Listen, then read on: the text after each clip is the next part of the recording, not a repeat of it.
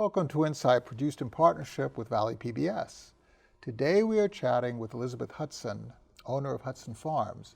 Liz has served on a prodigious list of nonprofit organizations, including the California Farm Water Coalition, the Big Fresno Fair, the Foundation for Sanger Schools, Ag One Foundation at California State University, and so many others. She has generously agreed to share some of her experience with us. I'd like to thank you, Liz, for joining us today. Thank you for the opportunity. So we are going to talk about the fruits of your labor and the fruits of your labor, as witnessed by all this work and water and air and land that has been transformed into the bounty that represents so much of what the Central Valley produces.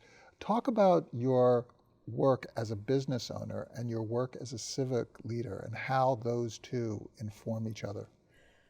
Well, my husband Earl and I have been farming in the Sanger area since 1981, after we got married. We both come from longtime farm families in the Sanger, and my family was in the Lone Star area, southeastern Fresno area. And our families instilled in us being involved in the industry, being involved in the community, giving back. My mom always said that life is not a spectator sport. You should jump in with both feet and contribute and be a part of it. I've always been involved in agriculture. I have 30 years, at least 35 years of experience working off the farm in public relations and advocacy, and those were paid positions. But I always, alongside those paid positions, did a lot of volunteer work. And just always felt that it's just so important to give back, to help make our local communities and our industry a little bit better, if there's a way we can.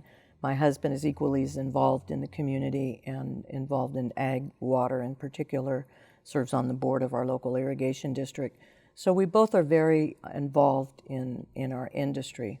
And I think just in the small contributions that we make, I think help all of us who are involved in farming and make our living off of farming.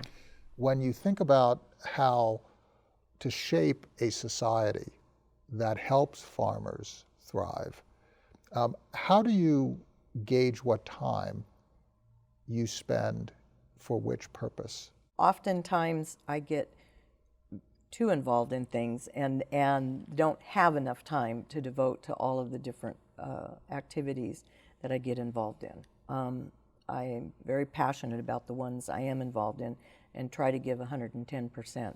As far as being involved in a lot of different things that are here in the Fresno County area, I think it's important, and you see this a lot of agriculture, people involved in agriculture are very involved with Valley Children's Hospital and the various different schools that we have, elementary, high school, our colleges, involved in a lot of service organizations.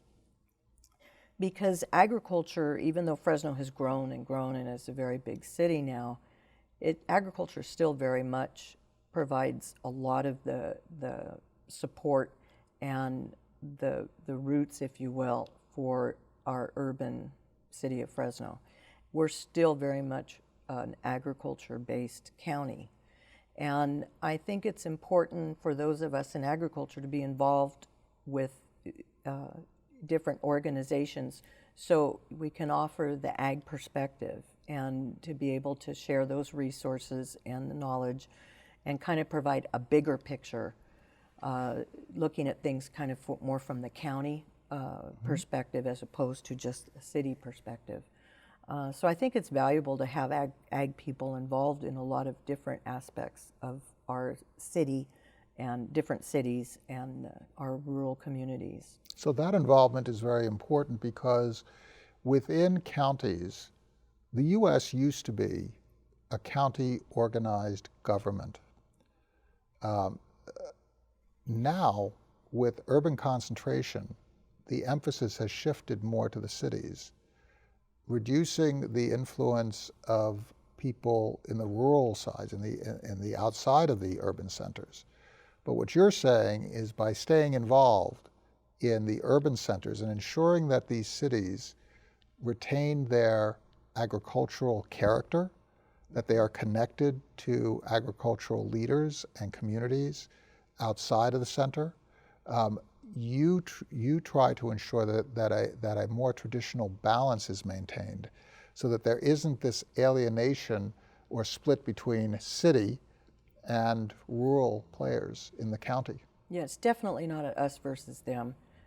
We're all in it together. If we get an unseasonal rain on the raisin crop, it's not just the raisin farmers that are affected by that loss. Mm-hmm. It trickles down to the employees that work on those farms, to the tractor dealership, to the person who, the local grocery stores in Sanger, Selma, Parlier. So everybody is affected when we have major crop losses. And so I think it's important to keep that in mind. It's really interesting. Some evenings we'll see on the weather, local weather forecasts, and they'll say, "Oh, it's going to rain today. That's good. We need to clean out the air. We need the rain." I'm going, "No, we don't need it right now." Farmers always want water. We just don't always want it in the form of rain. Right. So when there's an unseasonal rain event or a hail or frost, those things, it's concerning. It's concerning, and I would like to see some of our people in town recognize that and go, "Gee, I wonder what this rain is doing for our farmers," and feel that sense of awareness that, yep, we live in a big city, but we still very much, our economy and socially and, like you said, the character of the county is still very much driven by the fact that we plant trees and we plant plants and we plant seeds and hope to make a living off of that. And the Fresno County Fruit Trail, it's sponsored by, it's a nonprofit. Yes. And it basically increases awareness of where our food is coming from, how it's grown. So there is science involved in this. Oh, yes. There is technology involved in this. Yes. There is labor involved with this. There's capital. Yes. This is water. Yes. This is sunshine. Yep. This is weather. Yep. And a lot of prayer. And a lot of prayer. Yeah. And a lot of prayer. Yeah.